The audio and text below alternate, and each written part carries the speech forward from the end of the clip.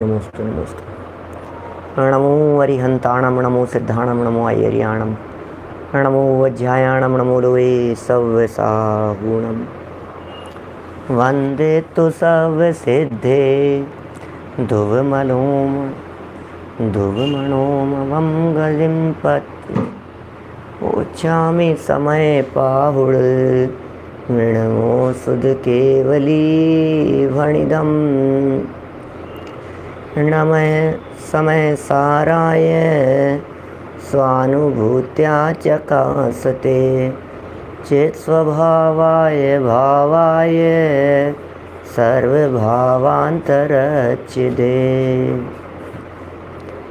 जिन स्वानुभूति से खिरी मम स्वानुभूति मधिगिरी श्री विमल धारा जैन श्रुत आनंद अमृत से भरी समता प्रवाह बहावती रागादि विकल्प तोड़ के माँ सरस्वती प्रतिभाव वंदन दृष्टि निज में जोड़ी के दृष्टि निज में जोड़ी के।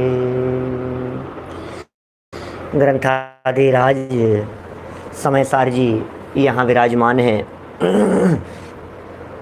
एक एक बात आचार्य कुंद स्वामी के अंतर की गहराई से निकली है और अमृत चंद्राचार्य देव ने अत्यंत सुंदर उसकी व्याख्या की है। यहाँ समयसार के मंगलाचरण स्वरूप अमृत चंद्राचार्य देव द्वारा लिखे गए 3 कलशों की चर्चा के उपरांत हम पहली गाथा जिसमें वंदितु सब सिद्धे सब सिद्धों को वंदन करने की बात कही, ध्रुवम अचलम अनुपमम ध्रुव अचल मणोवम गदिम पत्ते, उस गति को जो प्राप्त हो गए हैं ऐसे सिद्ध भगवान को द्रव्य भाव स्तुति के द्वारा अपने आत्मा में और पर के आत्मा में स्थापित करके यह श्रुत केवलियों के द्वारा कहे गए इस ग्रंथ समयसार की लिखने की मानो कुंदाचार्य देव ने प्रतिज्ञा की हो। वे प्रतिज्ञा करते हैं कि मैं इस ग्रंथ समयसार को लिख रहा हूँ। साथ में यह भी कह रहे हैं कि जो ग्रंथ समयसार मेरे माध्यम से लिखा गया है, लिखा जा रहा है, यह ग्रंथ समयसार इसे मेरी रचना मत समझना, यह द्वादशांगमयी जिनवाणी का ही सार है, यह गणधरों की वाणी है, यह तीर्थंकरों की वाणी है। अरे अमृत चंद्राचार्य देव ने तो कुंद स्वामी के भाव को ग्रहण करके यह कह दिया कि यह तो दिव्य ध्वनि का ही अवयव है, यह तो तीर्थंकरों की वाणी का ही अंश है। इसे आप केवलियों की वाणी जान करके सुनेंगे तभी आप इसके सही भाव भाषण को प्राप्त कर पाएंगे। समयसार के मर्म को जानने के लिए इन पंक्तियों को हमें केवलियों की वाणी जानना पड़ेगा। इसे अरहंत प्रवचन का अंश समझना, तभी इसके स्वाध्याय का पूरा लाभ प्राप्त होगा। द्रव्य भाव स्तुति की भी हमने काफ़ी चर्चा आपके बीच में की थी कि क्या है द्रव्य स्तुति और क्या है भाव स्तुति और क्या है अपनी आत्मा में सिद्धों की स्थापना करना। ये सब बातें तो मंगलाचरण स्वरूप हुई, मंगलाचरण की बातें हुई। अब ये कह रहे हैं कि जो आपने समय प्राभृत कहने की बात कही, समय प्राभृत की जो चर्चा की, आखिर ये समय क्या है? आपने कहा ना कि समय की देशना होगी, आपने कहा ना कि समय सार को कहूँगा, आपने बताया ना कि मैं समय की व्याख्या करने वाला हूँ। समय को लिखने वाला हूँ। तो ये समय क्या चीज़ है, इसकी हम यहाँ आपके बीच में बात कर रहे हैं। समय क्या चीज़ है, देखिए पेज नंबर 10 पर 2 नंबर की गाथा से यहाँ चर्चा कर रहे हैं। मूल गाथा पढ़ेंगे, उसके पहले उत्थानिका पढ़ता हूँ। 10 नंबर पेज पर बीच में 2 पंक्तियाँ हैं, 3 पंक्तियाँ हैं हरि गीत के ऊपर। प्रथम गाथा में समय प्राव्रत कहने की प्रतिज्ञा की गई है, समय सार लिखने की प्रतिज्ञा की गई है। अतः यह प्रश्न उठना स्वाभाविक है कि समय क्या है। ये प्रश्न उठना स्वाभाविक ही है, आखिर यह बतलाइए समय क्या है। इसलिए अब आचार्य देव सर्वप्रथम समय का स्वरूप ही स्पष्ट करते हैं। तत्र तावत समय एवाभिधीयते। क्या कह रहे हैं, सर्वप्रथम समय का स्वरूप स्पष्ट कर रहे हैं। समय नहीं जानते आप, समय क्या होता है? अरे समय तो हम जानते हैं, समय माने तो टाइम होता है। समय अच्छा नहीं चल रहा है, समय अच्छा चल रहा है, क्या समय हो गया है, सब कार्य का अपना अपना एक समय होता है। तो आज हम अपन यहाँ समय की चर्चा समय से प्रारंभ कर रहे हैं, या समय सार की चर्चा को समय से प्रारंभ कर रहे हैं। कुंद कुंदाचार्य देव समय से चर्चा शुरू कर रहे हैं। वैसे तो अपनी चर्चा रोजाना ही समय से शुरू होती है, लेकिन फिर भी यहाँ समय शब्द का अर्थ ग्रंथ भी है, समय शब्द का अर्थ टाइम भी होता है। यहाँ समय शब्द को वस्तु कह करके पुकार रहे हैं। समय माने वस्तु, समय माने पदार्थ। समय सार की व्याख्या करेंगे। समय माने क्या है? समय माने जीव नामक पदार्थ, उसकी ये चर्चा होने वाली है। 10 नंबर पेज पर अब स्वरूप स्पष्ट कर रहे हैं, मूल गाथा पढ़ते हैं, जरा देखिए।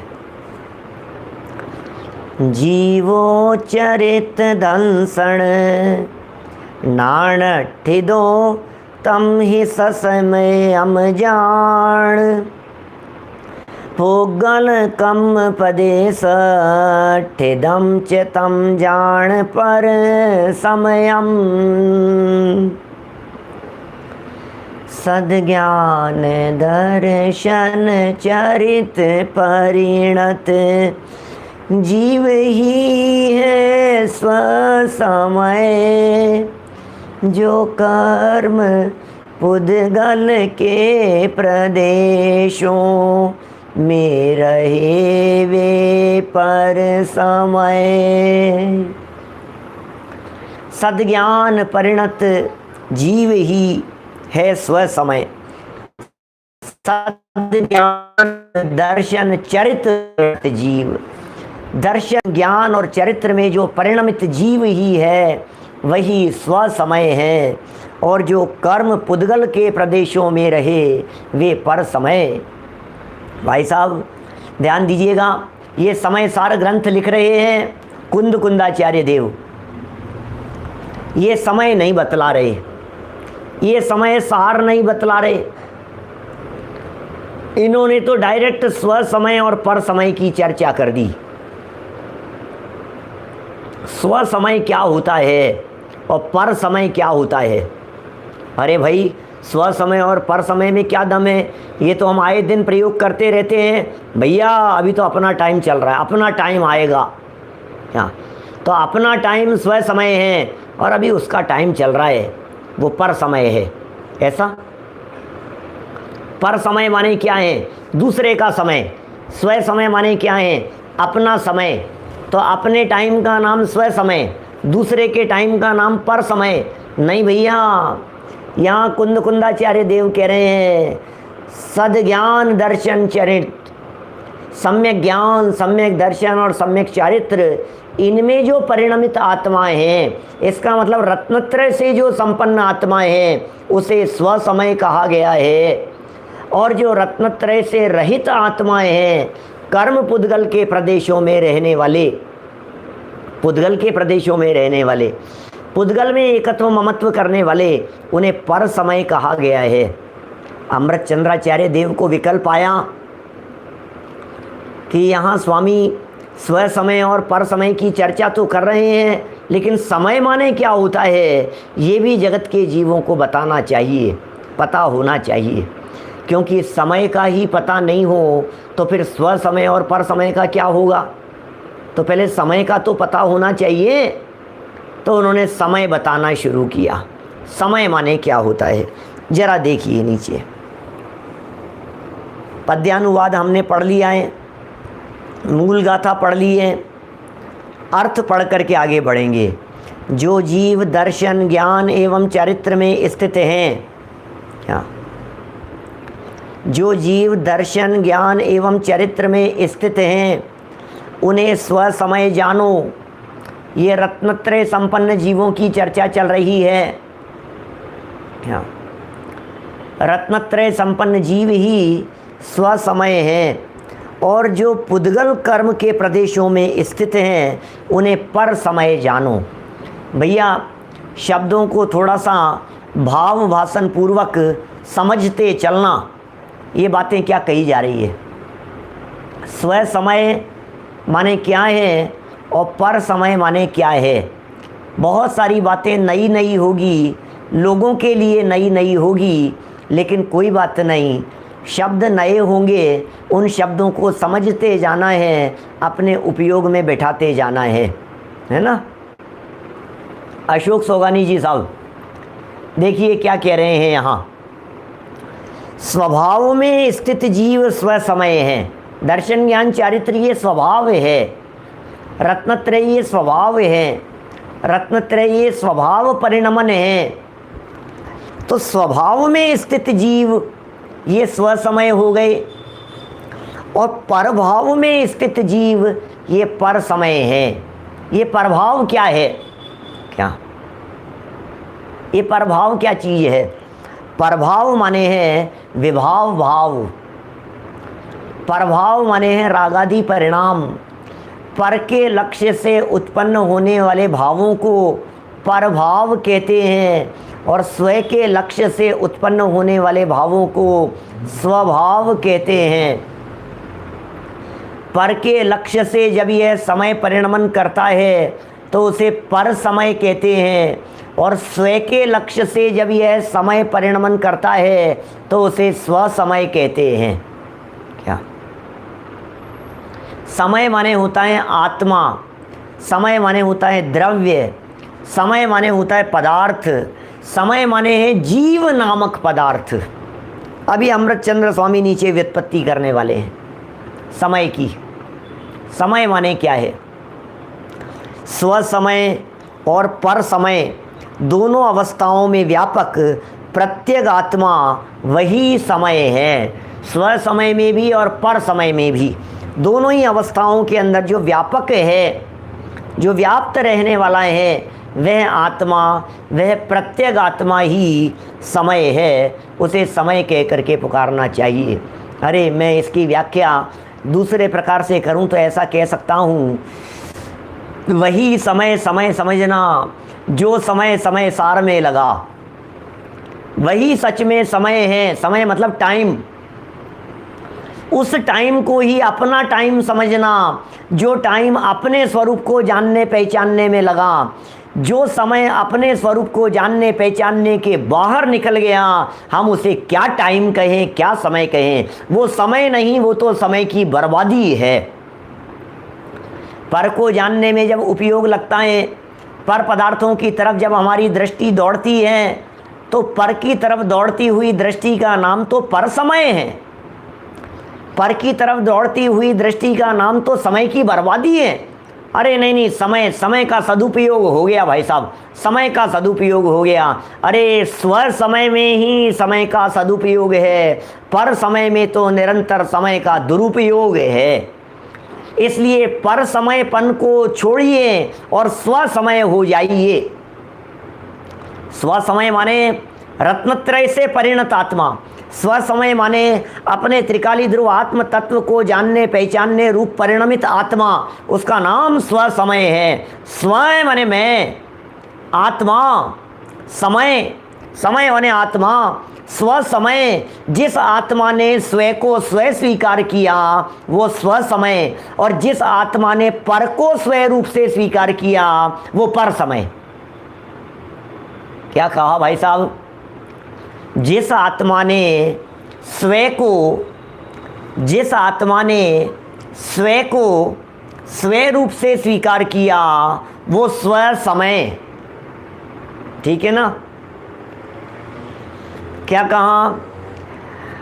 जिस आत्मा ने स्वयं को स्वयं रूप से स्वीकार किया वो स्व समय, और जिसने पर को अपने रूप से स्वीकार किया, पर को, वो समय, पर समय। जिस समय में उपयोग बाहर है वो पर समय, और जिसमें उपयोग स्वयं में है वो स्व समय। क्या ठीक है ना? प्रत्येक आत्मा माने भिन्न आत्मा, प्रत्येक आत्मा माने शुद्ध आत्मा, प्रत्येक आत्मा माने पर से भिन्न चैतन्य तत्व। ये भिन्नता को बतलाने के लिए प्रत्येगात्मा कहा था हमने। पश्यन्ति प्रत्येगात्मन है, ये जो दूसरे कलश की व्याख्या की थी तब हमने प्रत्येगात्मा को अच्छे से समझाया था, और यह भी कहा था कि ये प्रत्येगात्मा शब्द आगे भी बार बार में आएगा, आप इसे बराबर समझना। देखिए समय शब्द सम उपसर्ग पूर्वक अय धातु से बना है। समय, समय, दो टुकड़े हो सकते हैं ना इसके। समय क्या क्या है? क्या डॉक्टर एसपी जैन साहब, समय के 27 अर्थ बताए गए हैं। बहुत बहुत चर्चाएं हैं। यहाँ जो समय की व्याख्या की गई है ये कह रहे हैं समय शब्द सम उपसर्ग पूर्वक। आप जानते हैं ना उपसर्ग क्या होता है? अकेले मुनिराजों पर ही उपसर्ग नहीं आते, यहाँ तो धातुओं के भी पर भी उपसर्ग आते हैं। व्याकरण में धातुएं जब शब्द संरचना होती है तो उसमें पहले लगाकर, पहले कुछ अक्षरों का प्रयोग कर जब उस धातु का अर्थ बदल जाता है तो उसे उपसर्ग कहते हैं। और जब कभी किसी शब्द के बाद में कोई अक्षर जोड़कर उसका अर्थ बदलता है तो उसे प्रत्यय कहते हैं। उपसर्ग और प्रत्यय व्याकरण में पढ़े होंगे बचपन में, कभी ख्याल में आएगी बात आपको। धातु के पहले आने वाला पद वह कहलाता है उपसर्ग। धातु कौन सी है यहाँ? आय, आय धातु है। उपसर्ग क्या लगाया है? सम। तो आय धातु में सम उपसर्ग पूर्वक समय शब्द बनता है। आय माने क्या होता है? धातुओं के अलग अलग प्रकार के अर्थ होते हैं और उनमें उपसर्ग लगा करके उनके अर्थ बदल जाते हैं, विशिष्ट अर्थ हो जाते हैं। आय का अर्थ गमन भी होता है और ज्ञान भी होता है। समय, समय बतला रहे हैं, फिर समय सार भी बतलाएंगे। अभी तीसरी गाथा में भी थोड़ी बहुत चर्चा करेंगे। दूसरी और तीसरी दोनों गाथाओं की टीका में ये समय और समय सार की चर्चा आई है। समय सार ग्रंथ है भाई साहब, तो हमें पता तो होना चाहिए कि समय सार क्या होता है, समय सार का मतलब क्या है। देखिए आय धातु का प्रयोग गमन के अर्थ में होता है। आय, आय माने गमन करना, और संस्कृत में ऐसा नियम ही जानना चाहिए कि जो जो धातुएं गमन के अर्थ में प्रयोग की जाती है उनका अर्थ जानने के अर्थ में भी होता है। क्या अभी सब क्लियर होगी? आप देखिए पूरा समय भी समझाऊंगा, समय सार भी समझाऊंगा। ध्यान दीजिए, थोड़ा सा उपयोग की एकाग्रता पूर्वक पूरी बातें समझ में आएगी। क्या कहना चाहते हैं हम? समय शब्द आय धातु से बना है, और आय का मतलब होता है परिणमन करना, गमन करना। गमन माने परिणमन, आय माने गमन, गमन माने परिणमन। तो यदि परिणमन अर्थ किया जाए आय धातु का और सम उपसर्ग लगा तो समय शब्द का अर्थ हो गया परिणमन करने वाले को समय कहते हैं। क्या अर्थ हुआ विपुल भाई कंदी जी?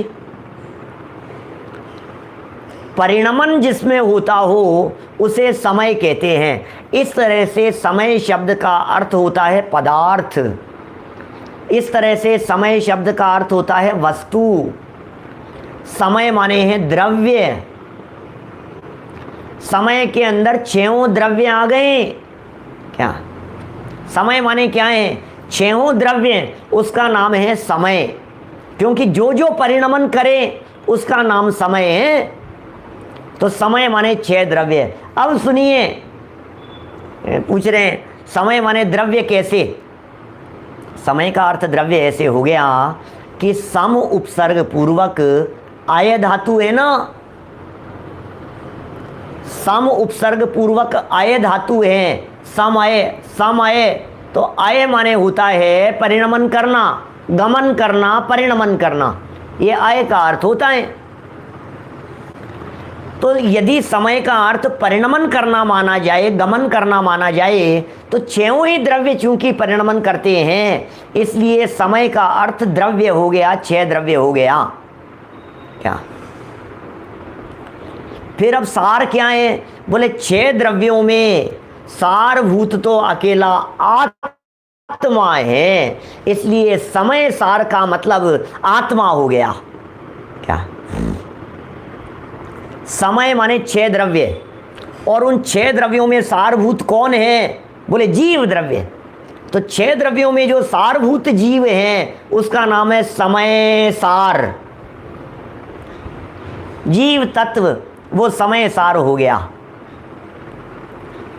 ख्याल में आ रही है क्या बात उल्लास भाई? सम आए, वापस बोलता हूं, 2 मिनट धैर्य रखिएगा, ठीक है ना? समय तो भागता है, लेकिन क्या करें। सम आए, सम आए, आय धातु का प्रयोग हुआ है। आय धातु गमनार्थक भी होती है और ज्ञानार्थक भी होती है। गमन का अर्थ यदि परिणमन किया जाए तो समय शब्द का अर्थ यहाँ परिणमन होने से द्रव्य घटित होता है। जब समय शब्द का अर्थ द्रव्य हो गया तो समय सार माने उन द्रव्यों में सारभूत आत्मा अर्थ हो गया। लेकिन लेकिन लेकिन ये तो एक अर्थ हो गया समय सार का। क्या अब दूसरा अर्थ बतला रहे हैं। जो जो धातुएं गमनार्थक होती है वे धातुएं ज्ञानार्थक भी होती है। क्या क्या कहा? जो जो धातुएं गमनार्थक होती है उन धातुओं का प्रयोग ज्ञान के अर्थ में भी किया जाता है, वे ज्ञानार्थक भी होती हैं। इस तरह से यदि समय शब्द का अर्थ करें तो बोले जो परिणमन के साथ साथ में जो ज्ञान जाने उसका नाम समय है। इस तरह से समय शब्द का अर्थ आत्मा हो जाता है। वापस सुनिए, एक समय का अर्थ हो गया द्रव्य, तो समय सार का अर्थ क्या होगा? जीव, क्योंकि उसमें सार है। अब दूसरे समय का अर्थ हमने क्या किया? परिणमन के साथ साथ में जानना। अकेला परिणमन नहीं, जानना भी उसके साथ में गर्भित है। तो समय शब्द का अर्थ हो गया आत्मा, समय शब्द का मतलब हो गया जीव। क्या समय शब्द माने आत्मा, तो फिर सार क्या होगा? अब आत्मा में से भी सार निकालो तो समय सार होगा। सम उपसर्ग पूर्वक आय धातु से समय बना है, तो वहाँ सिर्फ आत्मा अर्थ ज्ञानात्मक के अर्थ में प्रयोग होगा। तो समय माने आत्मा हो गया। तो सार क्या है? बोले द्रव्य कर्म, भाव कर्म और नौ कर्म से रहित जो आत्मा है उसका नाम समय सार है। क्या अब यहाँ से पढ़ता हूँ, वापस पढ़ता हूँ, आपके बात समझ में आएगी। समय सार के 2 अर्थ हो गए। एक समय सार का अर्थ अपना आत्मा, आत्मा ही समय सार तन जिनवाणी बतलावे। आत्मा ही समय सार, आत्मा ही समय सार मन जिनवाणी बतलावे। आत्मा ही समय सार, समय सार। अब दूसरा, अरे भाई साहब समय सार माने आत्मा नहीं, समय माने आत्मा और समय सार माने शुद्ध आत्मा। समय सार माने द्रव्य कर्म से रहित आत्मा, समय सार माने भाव कर्म से रहित आत्मा, नौ कर्म से रहित आत्मा, द्रव्य कर्म भाव कर्म और नौ कर्म से रहित आत्मा। उस आत्मा का नाम समय सार है, उस शुद्ध आत्मा का नाम समय सार है। यहाँ समय सार का मतलब जीव का वर्णन नहीं करने वाले हैं पूरे इस ग्रंथ में। यहाँ समय सार का मतलब शुद्ध आत्मा का वर्णन करने वाले हैं। यहाँ समय सार का मतलब त्रिकाली ध्रुव ज्ञायक भगवान आत्मा का, परिपूर्ण शुद्ध ज्ञायक भगवान आत्मा का वर्णन करने वाले हैं। वो समय सार की चर्चा यहाँ हो रही है। देखिए, समय शब्द सम उपसर्ग पूर्वक अय धातु से बनाए। अय का अर्थ गमन भी होता है और ज्ञान भी होता है। दो अर्थ हो गए अय के, गमन भी और ज्ञान भी। यदि गमन अर्थ करेंगे तो 6 द्रव्य होगा और ज्ञान अर्थ करेंगे तो जीव द्रव्य होगा। सम का अर्थ एक साथ होता है। इस प्रकार जिस वस्तु में एक साथ ही एक ही काल में जानना और परिणमन करना, ये दोनों क्रियाएं पाई जावें, वह ही समय है। क्योंकि जीव प्रति समय जानता भी है और परिणमन भी करता है। प्रति समय जीव जानता भी है और परिणमन भी करता है। अतः जीव नामक पदार्थ ही समय है। समय माने जीव नामक पदार्थ, समय माने आत्मा, समय माने जीव, समय माने जीव वस्तु। आगे देखिए, इस गाथा का भाव आत्मख्याति में इस प्रकार स्पष्ट किया गया है। यहाँ इस आत्मख्याति में इस समय को 7 विशेषणों से समझाया है। 7 महत्वपूर्ण बातें कह करके उस जीव नामक पदार्थ को समझाने का प्रयत्न किया है। हम यहाँ से टीका पढ़ रहे हैं। थोड़े से शब्दों को गहराई से समझना पड़ेगा, अदरवाइज आपको थोड़ा सा भारीपन लगेगा। लेकिन चिंता नहीं करें, आज अमृत चंद्राचार्य की टीका पढ़ रहे हैं तो हो सकता है थोड़ा सा भारीपन लगे, है ना। बाकी तो सब हल्केपन में ही निकल गया अभी तक तो। फिर कल इस टीका को जब समझाएंगे तो विषय बहुत स्पष्ट होगा आपको। अभी देखिए 11 नंबर पेज। वह समय नामक जीव पदार्थ परिणमनशील होने से उत्पाद व्यय द्रव्य की एकता रूप अनुभूति लक्षण वाली सत्ता से युक्त है। अब आप कहेंगे साहब, भाई साहब ये कह क्या रहे हो पंडित जी, ये बातें क्या कही जा रही है? जरा ध्यान दीजिए, एक एक शब्द को बहुत धैर्य से पढ़ेंगे, धीरे धीरे पढ़ेंगे, अमृत चंद्राचार्य के हृदय में उतर करके पढ़ेंगे। कोई जल्दीबाजी नहीं है, शब्दों पर रुकें, धीरे धीरे पढ़ें, हर बात समझ में आएगी। क्या वह समय नामक जीव पदार्थ, क्या वह समय नामक जीव पदार्थ, जीव पदार्थ तो समय नामक हो गया। परिणमनशील होने से, माने जीव पदार्थ हैं और परिणमनशील भी हैं, तो उत्पाद व्यय द्रव्य की एकता रूप अनुभूति लक्षण वाली सत्ता से युक्त है। सत्ता है उस जीव नामक पदार्थ की, और सत्ता में हम जानते हैं उत्पाद भी होता है, व्यय भी होता है और ध्रुवता भी होती है। जहाँ उत्पाद भी है, जहाँ व्यय भी है और जहाँ ध्रुवता भी है, इसकी एकता रूप अनुभूति लक्षण, माने एकता रूप होना,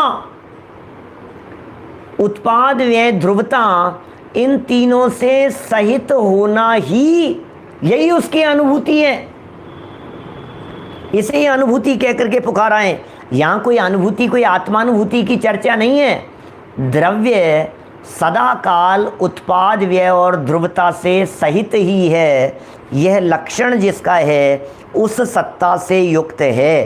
कौन? स्टार्टिंग शब्द क्या थे? वह समय नामक जीव पदार्थ। अब ये जो समय नामक जीव पदार्थ कह रहे हैं ना, ध्यान दीजिएगा, समय नामक जीव पदार्थ, इसके 7 विशेषण दे रहे हैं। तो समय नामक जीव पदार्थ को तो हमेशा हाईलाइट रखना, और उस समय नामक जीव पदार्थ के साथ साथ में कहा कि वो सत्ता से युक्त है, उत्पाद व द्रव्य रूप सत्ता से युक्त है। ये पहली बात हो गई। अब दूसरी बात, वही समय नामक पदार्थ चैतन्य स्वभावी होने से, माने वो आत्मा चैतन्य स्वभावी भी है।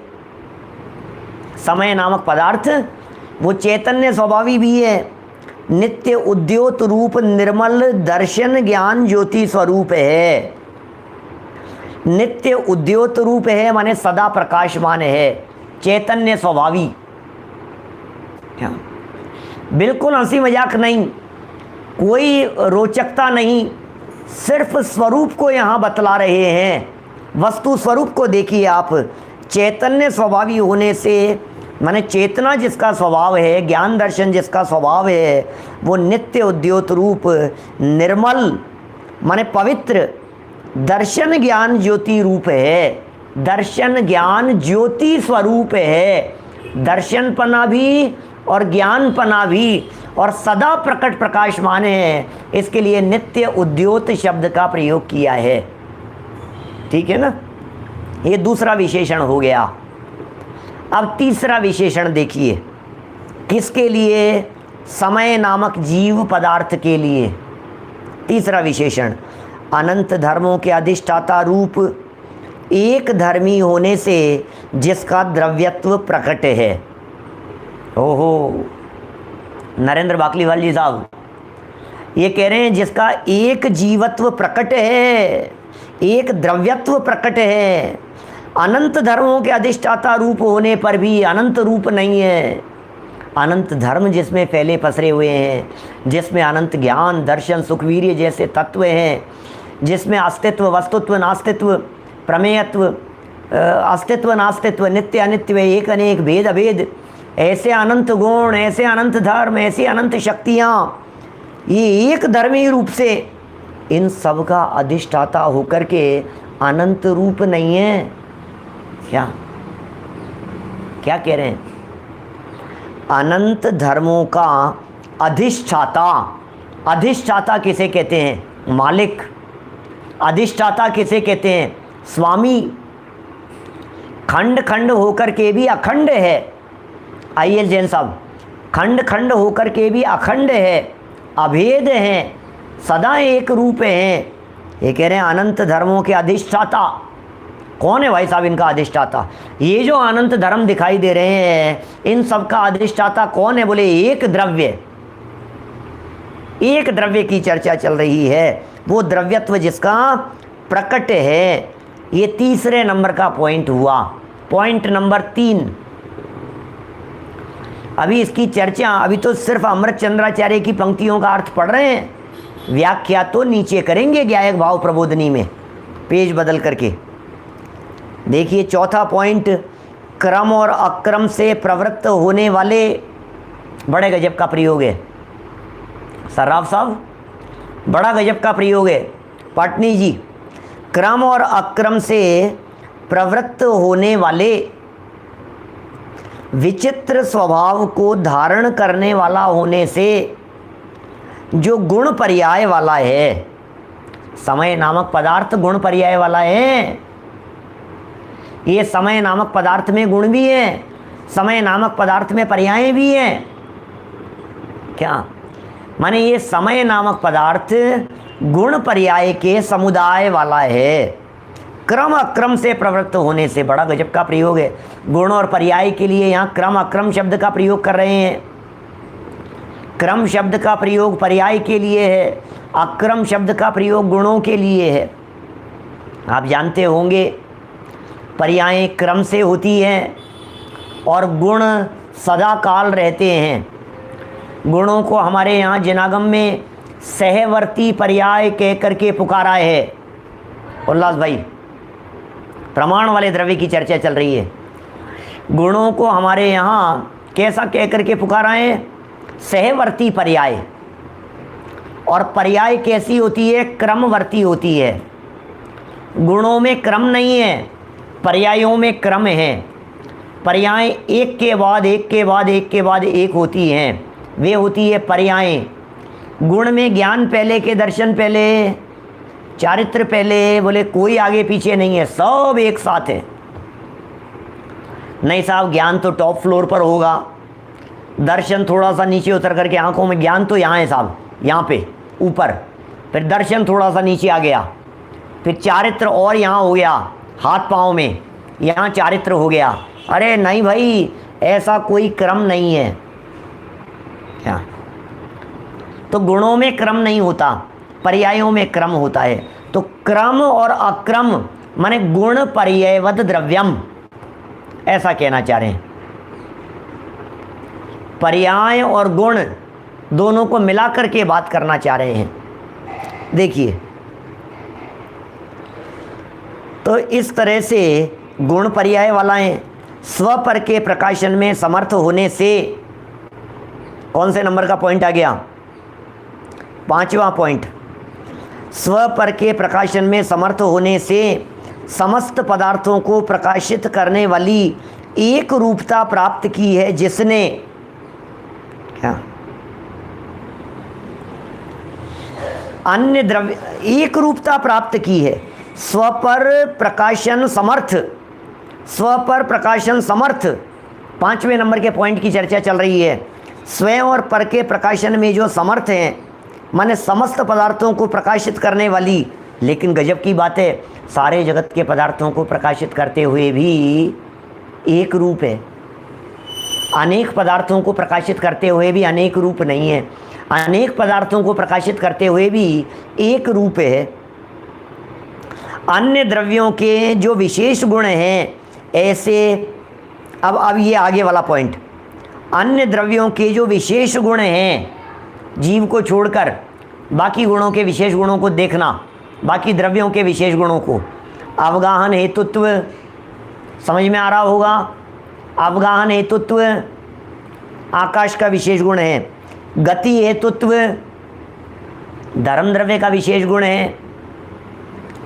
स्थिति हेतुत्व अधर्म द्रव्य का विशेष गुण है। वर्तना हेतुत्व काल द्रव्य का विशेष गुण है। रूपित्व पुद्गल द्रव्य का विशेष गुण है। बोले इनके अभाव से, किन किन के अभाव से, माने उस जीव द्रव्य में अवगाहन हेतुत्व नहीं है, गति हेतुत्व नहीं है, स्थिति हेतुत्व नहीं है, वर्तना या परिणमन हेतुत्व नहीं है, या फिर रूपित्व नहीं है। इन सब से भिन्न कौन? इनके अभाव से एवं असाधारण चैतन्य के सद्भाव से उस जीव में ये सब गुण धर्म तो नहीं है, लेकिन असाधारण चैतन्यपने का सद्भाव है। अपने उस चैतन्य आत्मा की चर्चा कर रहे हैं। उस चैतन्य आत्मा में ये सब तो गति हेतुत्व स्थिति हेतुत्वपना तो नहीं है, लेकिन उस चैतन्य आत्मा में चैतन्यपना जरूर मौजूद है, उसके सद्भाव से। अब इसी का स्पष्टीकरण है अगले वाक्य में। आकाश, धर्म, अधर्म, काल और पुद्गल, इन पांचों द्रव्यों से जो अत्यंत भिन्न हैं, 5 द्रव्य से अत्यंत भिन्न, वह जीव नामक पदार्थ अनंत अन्य द्रव्यों से अत्यंत, अनंत अन्य द्रव्यों से अत्यंत एक क्षेत्रावगाह रूप से संबंधित होने पर भी, माने वो जीव तत्व, वो जीव आत्मा, वो जीव नामक पदार्थ अनंत द्रव्यों से एक क्षेत्रावगाह संबंध है। जिस जगह पर जीव है वहीं पुद्गल है, वहीं धर्म अधर्म आकाश काल है।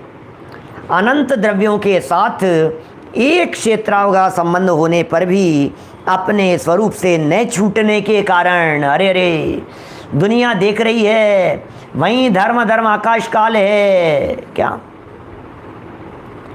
क्या कह रहे हैं? हाँ, धर्म अधर्म जो हैं ये द्रव्य हैं, जिस जगह पर हैं वहीं जीव द्रव्य है, लेकिन सब जगह पर होने पर भी किसी भी द्रव्य से आत्म तत्व मिला नहीं है। ये विशेष बात है। स्वरूप से न छूटने के कारण टंकोत्कीर्ण चैतन्य स्वभाव रूप है। टंकोत्कीर्ण है, चैतन्य स्वभाव रूप है, ऐसा जीव नामक पदार्थ ही समय है। क्या कहा था? समय नामक पदार्थ कौन है उसे समझा रहे थे यहाँ। भाई साहब ध्यान दीजिएगा, प्रमोद जी भाई साहब, अमृतचंद्राचार्य के शब्द हैं भाई साहब। अमृतचंद्राचार्य व्याकरण के धुरंधर विद्वान थे, न्याय के और व्याकरण के।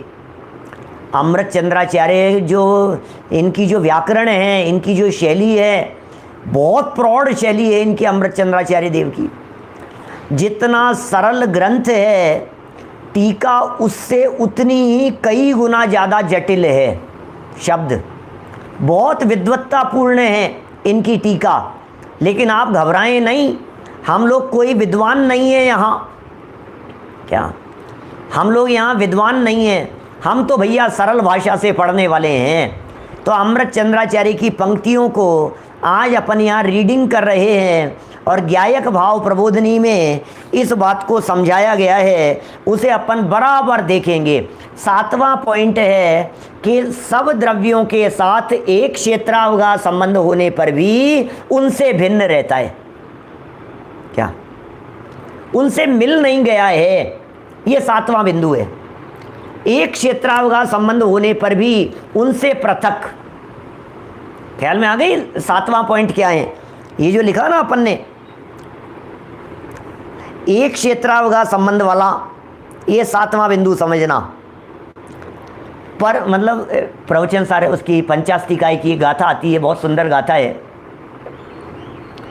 पंचास्तिकाय की 7वीं गाथा में लिखा है, अन्नोणम पविसंता दिनता ओगा समान्न अन्नस मेलनता वीणिच्यम सगम सहाहमण विजहंती। अरे भाई साहब, कोई वस्तु अपने स्वभाव को छोड़ती नहीं है। टंकोत्कीर्ण रूप से चैतन्य स्वभाव वाला है। अरे टांकी से उकेर दिए जाने के समान, अनचेंजेबल, मिटाया नहीं जा सकता है, जिसे धोया नहीं जा सकता है, ऐसा स्वरूप। दीवार के ऊपर ऐसा टांकी से खोद खोद करके उकेर दिया गया हो, इस तरह से टंकोत्कीर्ण ऐसा जो ज्ञायक स्वभाव है, चैतन्य स्वभाव है, उसकी चर्चा कर रहे हैं। बराबर 7वां बिंदु मैंने बताई दिया आपको। नीचे पढ़ते हैं 4 और 4 8-9 लाइनें और पढ़ूंगा अभी मैं, 5-7 मिनट हैं अपने पास में, और फिर कल ज्ञायक भाव प्रबोधनी के आधार पर जितनी ये टीका पड़ी है इन सबका अर्थ करेंगे, इनके भाव को समझेंगे। आज समझाया नहीं है। आज यदि बहुत सारे लोगों को थोड़ा बहुत जटिल लगा हो तो हम ये कह रहे हैं आज कुछ समझाया ही नहीं है, आज तो चर्चा ही नहीं की है। आज तो शुरू के आधे घंटे में हमने समझाया था समय को और समय सार को। 7वीं गाथा लिख दी, देखिए आप। अन्नोणम पविसंता दंता होगा वर्ण वर्णस्य मेलंता वीणिच्यम सकम सहामण विजयंती। धन्यवाद जिग्नेश भाई। देखिए, कोई अपने स्वरूप को नहीं छोड़ता। अरे भैया, नरक में जाकर के शरीर के टुकड़े टुकड़े हो गए, लेकिन हम आपसे पूछना चाहते हैं, आत्मा के स्वभाव का कहीं घात हुआ क्या? बिल्कुल नहीं हुआ। ऐसे स्वरूप की चर्चा कर रहे हैं। चलिए आगे। जब यह समय, अब स्व समय और पर समय, क्योंकि अभी तक जो समय की व्याख्या हुई है ये गाथा में तो चर्चा थी नहीं, अमृतचंद्राचार्य ने स्वयं ने समझाया है। गाथा में तो स्व समय और पर समय की चर्चा है। तो बोले अब स्व समय क्या होता है और पर समय क्या होता है, थोड़ी सरलता से समझाते हैं, थोड़ी इंटरेस्टिंग बात है, समझ में आने जैसी है। जब यह समय माने जीव सब पदार्थों का प्रकाशन करने में समर्थ, केवल ज्ञान को उत्पन्न करने वाली, जब यह जीव सब पदार्थों का प्रकाशन करने में समर्थ, जीव क्या है? सारे पदार्थों को प्रकाशन करने में समर्थ। कौन है ऐसा जो सारे पदार्थों का प्रकाशन करे? बोले केवल ज्ञान। क्या अवनीश भाई, जगत के सारे पदार्थों का प्रकाशन करे ऐसा कौन है? बोले केवल ज्ञान। ठीक है ना? उस केवल ज्ञान को उत्पन्न करने वाली, क्या भेद विज्ञान ज्योति का उदय, केवल ज्ञान को उत्पन्न करने वाली कौन है? अध्यात्म प्रकाश जी साहब विदिशा से। उस केवल ज्ञान को उत्पन्न करने वाला कौन है? बोले वेद विज्ञान। केवल ज्ञान कैसे उत्पन्न होता है? बोले वेद विज्ञान से उत्पन्न होता है। उसका उदय होने से सभी परद्रव्यों से अपनापन तोड़कर स्व समय बनने की विधि बतला रहे हैं, स्व समय होने की प्रक्रिया बतला रहे हैं। आप कैसे स्व समय हो जाएंगे? आपको स्व समय होने के लिए क्या करना पड़ेगा? क्या क्या देखिए, सभी परद्रव्यों से अपनापन तोड़कर अपने दर्शन ज्ञान स्वभाव में ही नियत वृत्ति जिसकी, पर से अपनापन तोड़ दिया, पर के प्रति तन्मयता को तोड़ दिया, पर के प्रति लगाव नहीं है और अपने में किया अपनापन। ऐसे आत्म तत्व में, ऐसे आत्म तत्व में, पर से भिन्न आत्म तत्व में एकाकार होकर प्रवृत्ति करता है। जब यह आत्मा, जब यह, तब इस पैराग्राफ की फर्स्ट लाइन में क्या शब्द था? जब यह, माने जब ऐसा करेगा, जब अपने में अपनापन करेगा, जब पर से भिन्न अपने आत्म तत्व में एकत्व बुद्धि करेगा, बोले तब दर्शन ज्ञान चारित्र में स्थित होने से तब रत्नत्रय प्रकट होगा, तब दर्शन ज्ञान चारित्र में स्थित होगा। इससे अपने स्वरूप को एकत्व रूप से एक ही समय में जानता है तथा परिणमता हुआ स्व समय कहलाता है।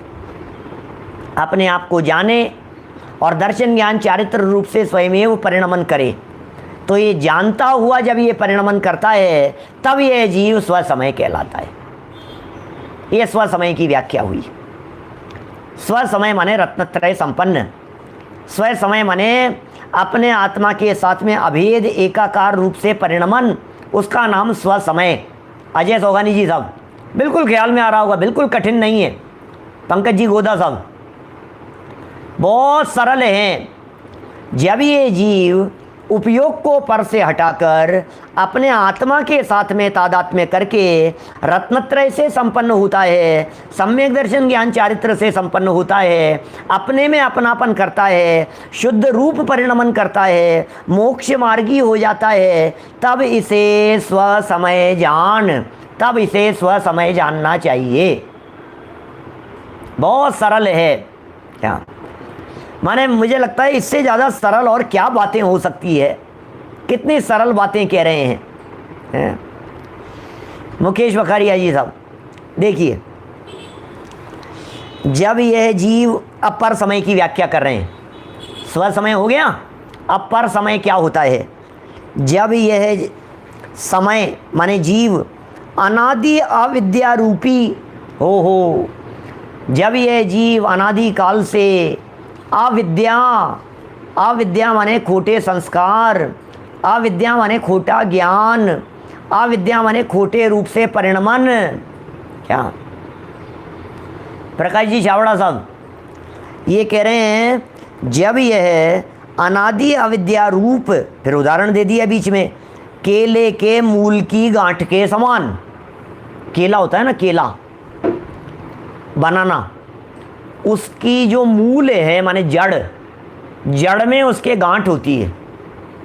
क्या ऐसे गुच्छे जैसा होता है वो, उसकी गांठ, और उसमें से फिर वो केले के पत्ते वो सब प्रस्फुटित होते हैं। मूल माने नीचे भी कह सकते हो, जड़ कहो या नीचे। नीचे देखोगे ना, जैसे आप केले का वृक्ष जो होता है उसमें नीचे से ही ऐसे ऐसे पत्ते निकलते हैं।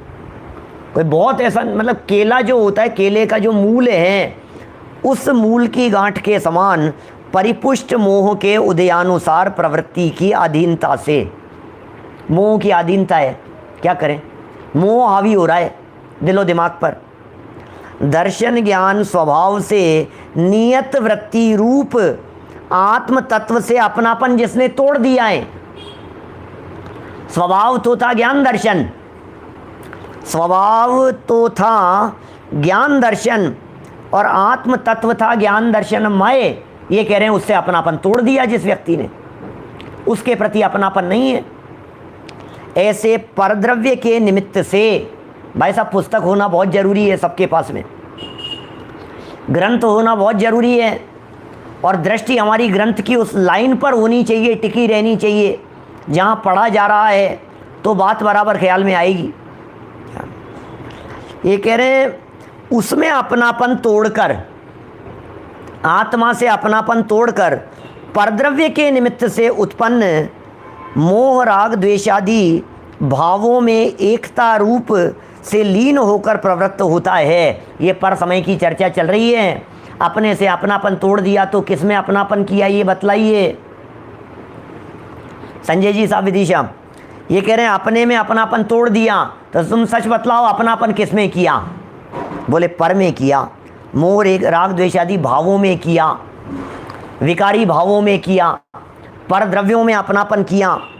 तो ऐसे लीन होकर प्रवृत्त होता है, तब पुद्गल कर्म के प्रदेशों में स्थित होने से, अब पुद्गल में स्थित हो गया, युगपत ही पर में एकाकार होकर जानता और परिणमता हुआ पर समय कहलाता है। पर को जानता हुआ परिणमन होता है, पर में एकाकार रूप होकर के जानता है, यही मैं हूँ, यही मैं हूँ। इस तरह से पर में एकत्व ममत्व बुद्धि पूर्वक जानता और परिणमता हुआ, ये पर समय कहलाता है।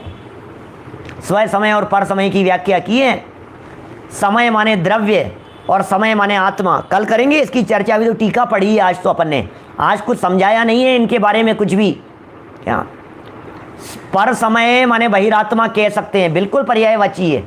पर समय माने बहिरात्मा और स्व समय माने अंतरात्मा। स्व समय अंतरात्मा का पर्यायवाची है, पर समय बहिरात्मा का पर्यायवाची है।